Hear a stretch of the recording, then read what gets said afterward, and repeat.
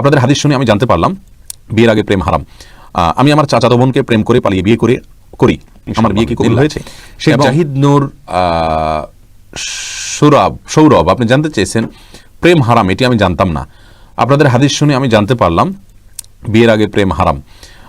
আমি আমার চাচাতো বোনকে প্রেম করে পালিয়ে বিয়ে করি, আমার বিয়ে কি কবুল হয়েছে?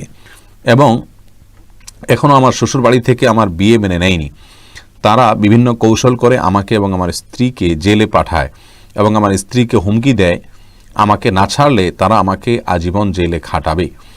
আমার স্ত্রী উপায় না পেয়ে আমাকে মুক্ত করার শর্তে তার বাবার বাড়ি যায় এবং যাওয়ার পর তারা আমার স্ত্রীকে তাবিজ করে।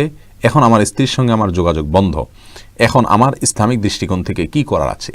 ভাই শেখ জাহিদ নূর সৌরভ, এরকম পরিস্থিতিতে আপনার জন্য কঠিন একটা পরামর্শ, যেটা মানা আপনার জন্য কঠিন হবে, সেটা হলো আপনি যদি আপনার স্ত্রী আপনাকে ভুলে থাকেন অথবা তাকে তার মা বাবারা বুঝিয়ে ম্যানেজ করতে পারেন, তাহলে আপনি তাকে ভুলে ভিন্ন কোথাও আপনার বিয়ে করার চিন্তা করা উচিত। কারণ মানুষের প্রতি ভালোবাসার মাত্রা এমন হওয়া উচিত নয় যে সে এই ভালোবাসায় আত্মহারা হয়ে যাবে, পাগলপরা হয়ে যাবে এবং তার জীবনের স্বাভাবিক সব কিছু সে ভুলে যাবে, এমনটি হওয়া উচিত নয়।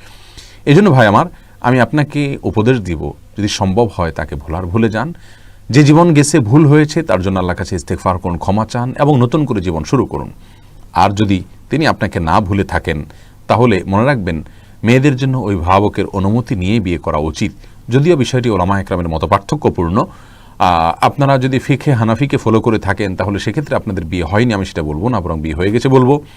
বাট এখন যদি কোনোভাবে আপনি তাকে না পান, তার জন্য নিজে কষ্ট করা, আজীবন অবিবাহিত থাকা এবং নিজেকে কষ্টের মধ্যে রাখা, এটা অনুচিত হবে, ভুল হবে। আল্লাহ তাআলা আপনাকে ধৈর্য ধারণ করার তৌফিক দান করুন, উত্তম বিকল্প আপনার জন্য নসিব করুন।